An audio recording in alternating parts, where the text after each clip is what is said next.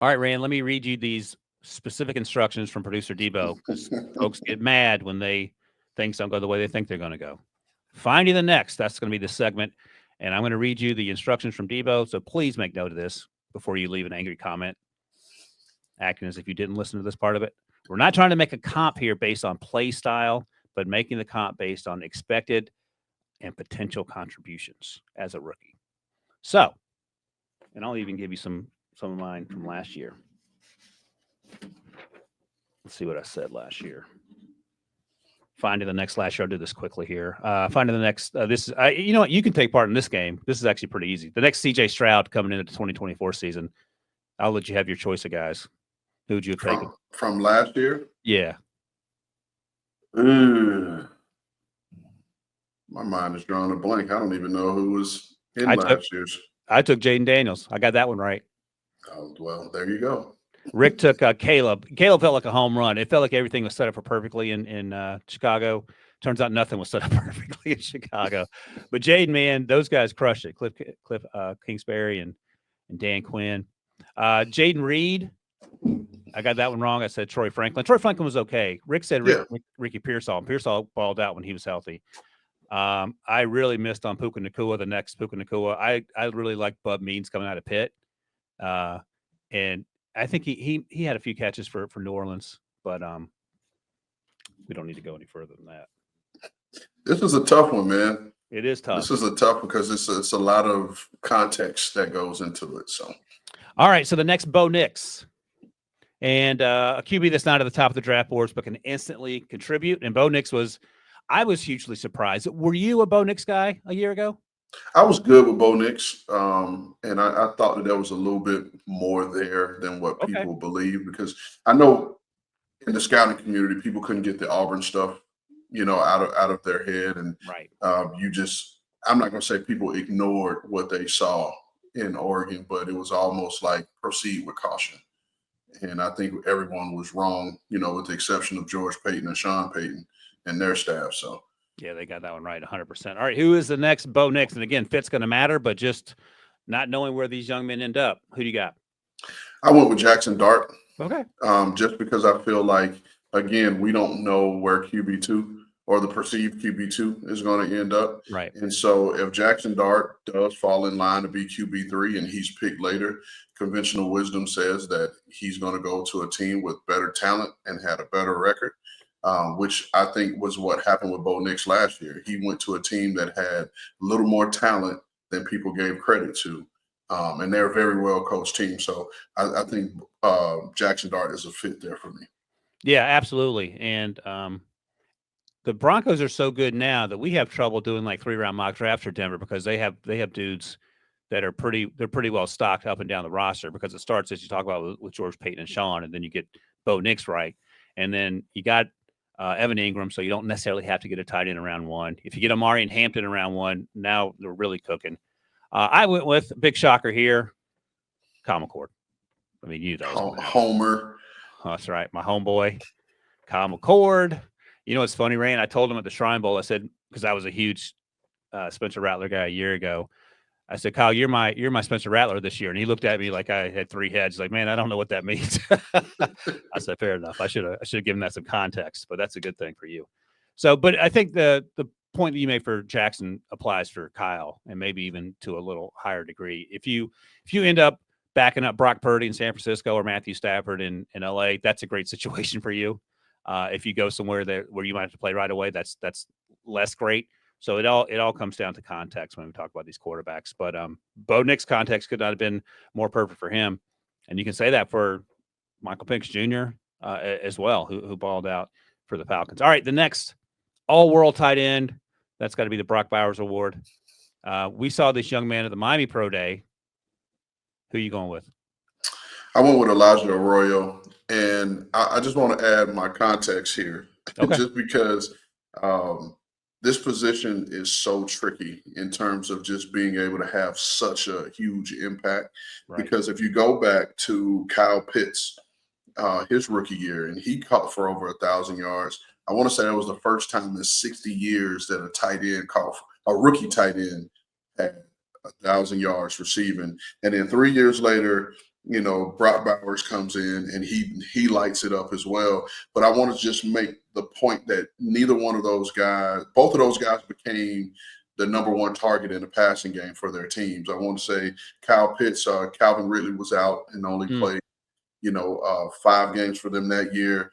Devontae was traded, although Jacoby Myers, stepped in and also had 1,000 yards. Brock Bowers had 153 targets to Jacoby Myers 129. So this was a tough one. I went with Elijah Arroyo, not saying that he's going to be a 1,000-yard receiver, but I think he will be a viable part of a team's offense, and give them that security blanket underneath and that chain mover. Yeah, and I even looked up Sam Laporta, who was a rookie in 2023. He had just shy of 900 yards. So even though he was as good as he wasn't as heavily leaned upon. And they had other dudes, of course, and Amon-Ra St. Brown, for example, as Kyle Pitts was, or certainly Brock Bowers. I went with Colston Loveland, and again, you couldn't be more right about how context matters. Like I really liked Ben Sinnott last year coming out of Kansas State. He went in the second round to Washington and was rarely used, and part of that may have had to do with his blocking because they have some dudes that can block behind Zach Ertz, John Bates, for example. But Colston Loveland, he again reminds me of a big slot. He can block if you want him to, but that's not why you're drafting him top 32. And he runs through arm tackles. He's a really good route runner. And if he's in the right system, and by the way, I think we should know that Brock Bowers, it did not matter who the quarterback was for Vegas. He was going for 100 every game, which is even crazier to think about. But I love the idea of Colston going to the Broncos. That's probably since been lessened a little bit with the addition of Evan Ingram. But in a situation like that, where you can just wear out your tight end, and we like to give Bo Nix a hard time for getting the ball out of his hands quickly. Well, that's perfectly suited to what Colston Loveland or Evan Ingram or whoever brings to your offense. So we'll see where he ends up. But I think he has an opportunity to perhaps approach what Sam Laporta did in year one. 1,000 yards is super rich for me. But to your point, sometimes these tight ends is so hard to tell how they make the transition. Because everybody's bigger, stronger, faster on defense. And I would imagine, and you see this with wide receivers too, Rand. So I'll ask you this. How do you see similar issues with tight ends just trying to figure out where they're supposed to be, and you can see the wheels turning until, the middle of the season when they start to figure things out? Oh, yeah, absolutely. And because like you said, in talking about Colston, like you see him more as a big slot. And that's what a lot of these tight ends are now. They're the bigger receiver, who doesn't test as well. And so they make the transition. And so a lot of these guys have never been asked to play in line, where you got a 5 technique right over your face and you got to block them and, be more of an inline blocker. And they've never had that. So they tend to get beat up a little bit. But like you said, going back to the Denver thing, you couldn't ask to be, if you're a tight end, you couldn't ask to be in a better offense than a Sean Payton offense.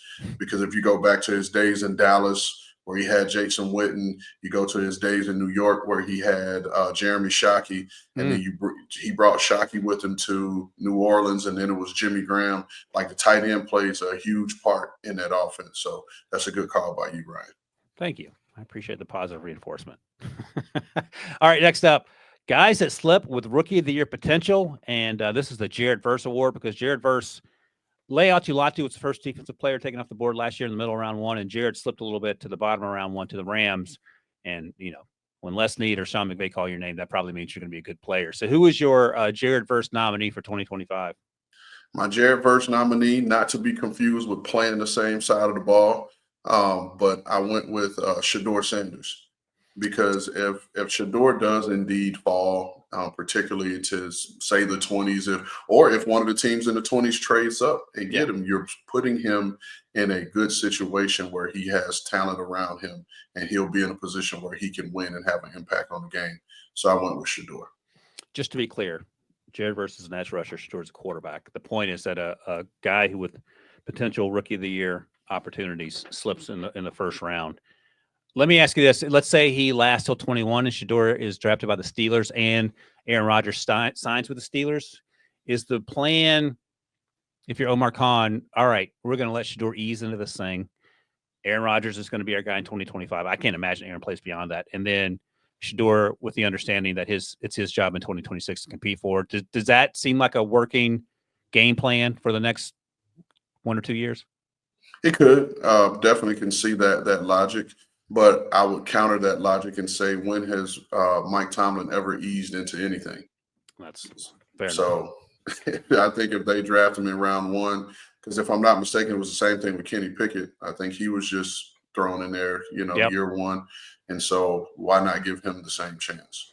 Yeah, they brought in Mr. Trubisky to be the guy, and that was the difference. Is Mr. Trubisky is probably a little bit easier to get along with than Aaron Rodgers. Just me speculating. I don't know either of these young men, so we'll see. But Mike Tomlin is certainly he brings an aura about him. So we'll see how those two personalities get along should they have that opportunity. All right, my Jared Verse nominee was JT Tuimoloau, a guy that obviously balled out for Ohio State because they won the national title, and he was a big part of that. But we haven't talked a lot about him in terms of this edge rush class, which we spent a lot of time talking about. I was at that pro day a few weeks ago for Ohio State, and they had 18 guys work out, and 18 guys are probably going to get drafted. I think he has a chance to be a mid-day 2 pick, maybe an early day 2 pick, mid-second round pick, I should say, maybe an early second round pick, because he does a lot of things well. He's 265, I believe. He tested well, and then he plays with his hair on fire. So I could see him in certain schemes. He feels like a Detroit Lion in some sense. So if he went to the bottom of round 1, that wouldn't completely surprise me. So that was my Jared Verse guy. All right, now we're getting to my award. And you were a Ladd McConkey guy last year too, I recall, right? Mm-hmm. Yeah. So let's get second round impact wide receiver. I'm going to just keep bringing it up until something changes. I'm still perplexed why the Patriots traded down and passed on Ladd McConkey, and they ended up with Jalen Polk. Just take Ladd McConkey. I think that Drake May would have appreciated that. So who is your Ladd McConkey nominee for 2025? My Ladd McConkey nominee was Luther Burden.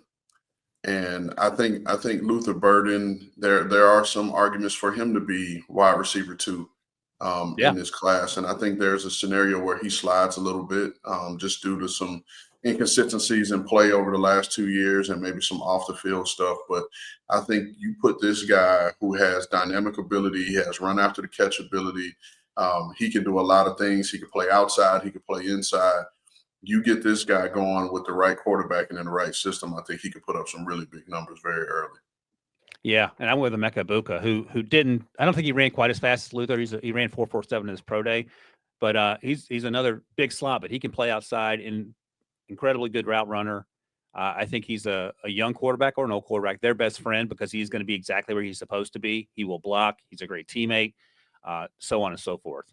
And again, he's not going to blow you away with any one thing that he does at a high level. He's not going to run a 4.29 or whatever. But I think he's better than Jackson Smith-Njigba coming out. And Jackson was a 20th overall pick, I think, a few years ago. And he may end up slipping till round 2 just because there'll be a run on these defensive guys and some of these offensive linemen. But I really like what he does. And he's been a popular landing spot for Steelers. The Steelers at 21. I think Steelers fans will be pretty happy with that. All right. You know this young man very well. We talked about him on a previous podcast, T'Vondre Sweat out of Texas. And he slipped to round 2 because he got a DUI a few weeks before the draft, I believe. Mm-hmm. And you guys took him in round 2 and he ended up being one of your best players. Who is your T'Vondre Sweat guy for 2025? My Meatloaf is his nickname. My Meatloaf Award nominee is James Pierce Jr. And, we've talked about this on a previous pod where coming into the year, he was most people's, number 1 edge guy and just purely ability alone. And I think the character concerns are what's going to cause him to slip. I know he's doing the circuit now in terms of 30 visits, people really getting in to get to know him. And I think that's going to be the big thing. And I've continued to do the research after we spoke about him, the other day, just through some context at the University of Tennessee.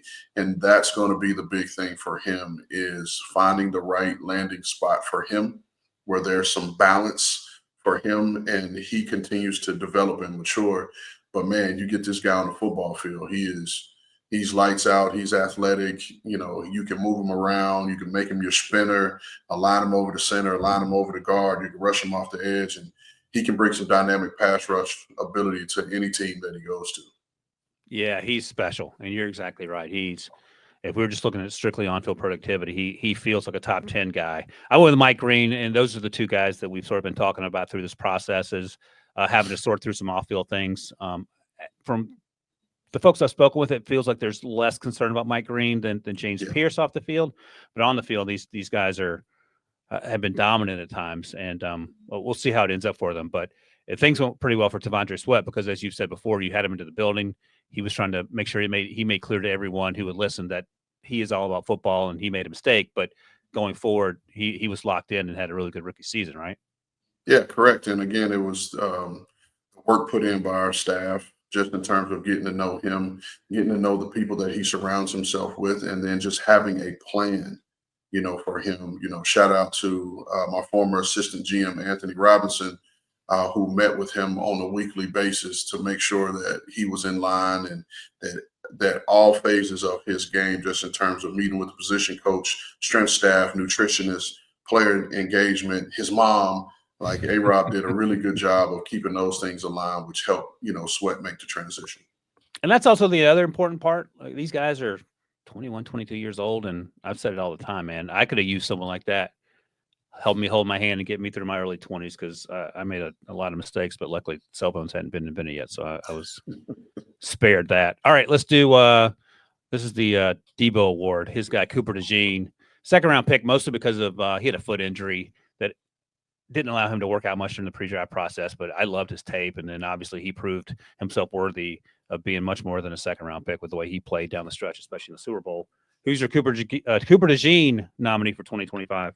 So I'll admit, Debo kicked my ass a little bit on this one because, again, going with the context, you have to pick a guy that could be with a potential playoff team.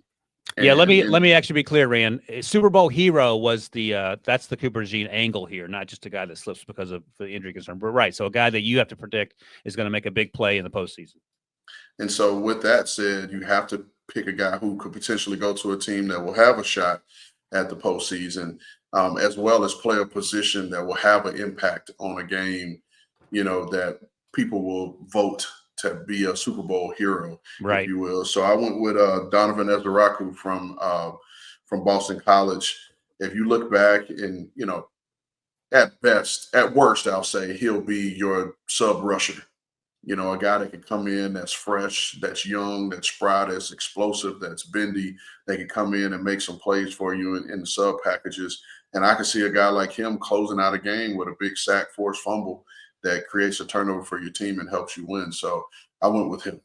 Yeah, and just looking at the teams last year, they're in the mix. Like I could see him dominating on the Commanders, the Bills, the Chiefs, even Debo. Howie could add him to Jalix Hunt and to Nolan Smith. Just get another Nolan Smith type in there and just rotate those guys. So that's actually a pretty good call. And I think Donovan has a chance to be a first-round pick as well. I went with Will Johnson, a guy who, as we record this, he has April 14th, I think he's going to try to run, and we'll get a true sense for how fast he is. I heard he had not been working out that fast during his workouts, as fast as he wants to work out. I'll say it that. He wasn't – I'm sure he wasn't running the 4.4 he wanted to run. So we'll see, and hopefully he hits the number he wants to hit. And if he does that, I think he'll be comfortably in the first round. But that's a concern because let me ask you this, Rand. If Will runs a 4.62 or something, and we saw this a little bit with Joey Porter Jr., how much does that concern you if you're going to take him in the first round? I mean, it's something that you will have to have a plan for just in terms of top end speed and when you want to play some man.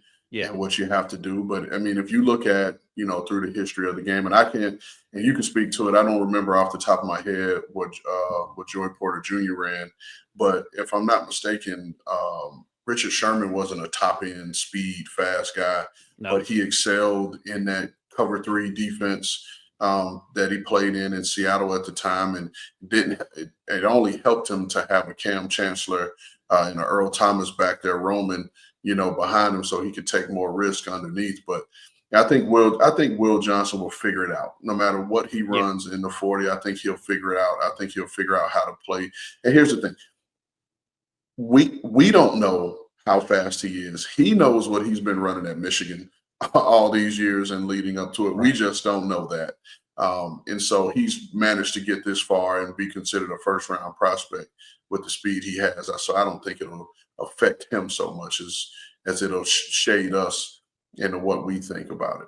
And that's a good point because over the summer he was the number 1 player on my big board coming into the fall, and he just had the turf toe and then the hamstring injury, so we haven't seen him run. And then you start hearing things, and that affects your opinion of who he is, even though you saw him play and you know what he can do. So he's a first round talent, but maybe he slips a little bit if he doesn't run what he wants to and goes to a team with an opportunity to go to make a deep Super Bowl run. And Ryan, Debo just dropped in the chat that Richard Sherman ran a 4.6 at the combine. So there you go. Thank you, Debo. I'm looking at Joey Porter Jr. It says he ran a 4.46, but he ran north of 4.5, and I know he was upset with that. So maybe at his pro day he got it down a little bit. But he was first pick in the second round, if I recall correctly. All right, Tyrone Tracy, late round running back award, and Tyrone is another one of these guys. I guess I could have gone with my guy Brashard Smith here because he was a former wide receiver as well. I did not. But let's start with you, Rand. Who is the late round running back who has a chance to be an impact player as a rookie? I went with Raheem Sanders. Big explosive back, out of Arkansas, and had somewhat of a down year this year. But if he gets back to the 2023 version, I think he'll be a problem. I think there's an element where he fits in a gap, a gap scheme team or a mid zone team. But he's a big, explosive, strong guy that if you're taking him late round, then he can make a splash for you if given the opportunity. He's going to have to be in a situation where he gets a little volume, where he's not just a 3 or 4 carry a game guy, but if he's in a situation where he can get volume and get touches, I think he can have an impact as a rookie. Yeah, and that's a great point about the way he played at Arkansas, and he was highly thought of a few years ago, and then he had a good game against LSU, I recall, last season, so it feels like a late round opportunity to be an impact player. I went with Devin Neal out of Kansas, and Devin only ran a 4.58. I don't care about that because I'm looking at my notes. I described him as water bug quicks, and we talked to him at the Senior Bowl, and this is a guy that loves football as well. Like, he's locked in. He was completely devoted to Kansas. He wasn't thinking about leaving. He wanted to make that program as good as possible. You talked to a lot of those kids in that Kansas program, and they said the exact same thing. Kobe Bryant was another one who was a fun guy to talk to and watch play. But Devin Neal's a completely different body type. But I think he can give you a little something in his own scheme. He can catch the ball coming out of the backfield, and he'll probably slip till day 3, maybe late to day 3 just because of the time. But I am not at all concerned about that. And I'll tell you this: Devin Neal is very, very well thought of in the analytic community. Oh, good. And so his numbers shape up there, especially when you add into the fact if he goes to a wide zone team and his numbers there. So he's well thought of there. Yeah. I'm looking at my notes here. Good fit for zone scheme because it's one cutback ability. Look at that. Anybody can do this, Rand. All right, finally, the Joe Milton Award, the QB trade chip. And Joe Milton was traded for, I believe, a 5th-round pick. You can correct me if I'm wrong, Rand, to the Dallas Cowboys after what I would argue was probably the best game of Joe Milton's career, unless you go back to Pee Wee ball, the way he played in Week 18 and kept the Patriots from getting that first overall pick. But he is now a member of the Dallas Cowboys. And who is your Joe Milton Award nominee? My nominee was Tyler Shuck out of Louisville. Right. And, I see him as a guy that will probably be a day 2 pick, that he will be there in that argument for, QB 3, 4, 5, depending on where you see him. And I just went through and watched him and buzzed that Miami game from last year and watched him play and his ability to just make quick decisions, get the ball out. Now, I know there's going to be some injury concern, and just being a 1-year starter, be 26 years old, by the start of the season.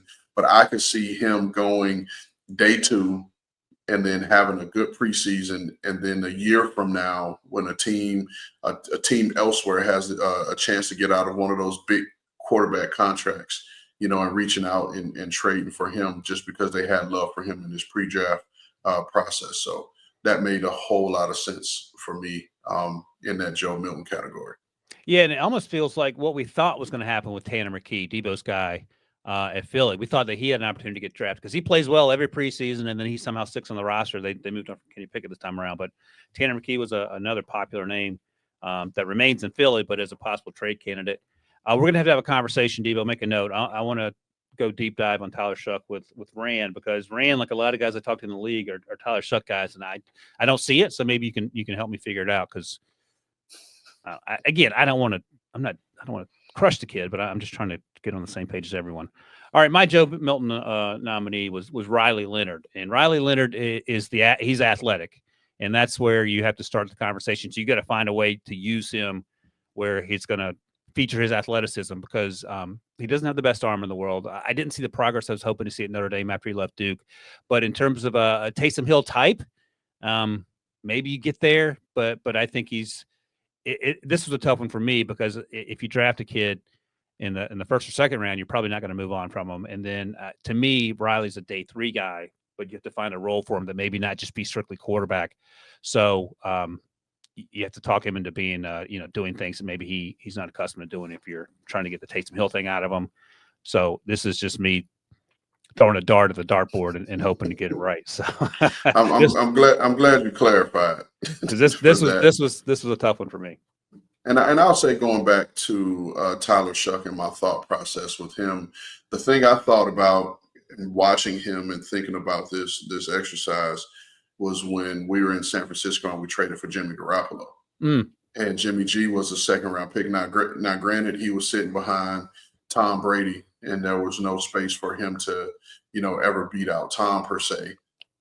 However, it happens, and this could be a situation where the transition plan is for Tyler Shuck to be the next guy, and the person he's sitting behind continues to elevate. So that was the number one thing that stood out in my mind, was the Jimmy G trade, and being able to, they took the guy in the second round and then being able to get a second round pick for him.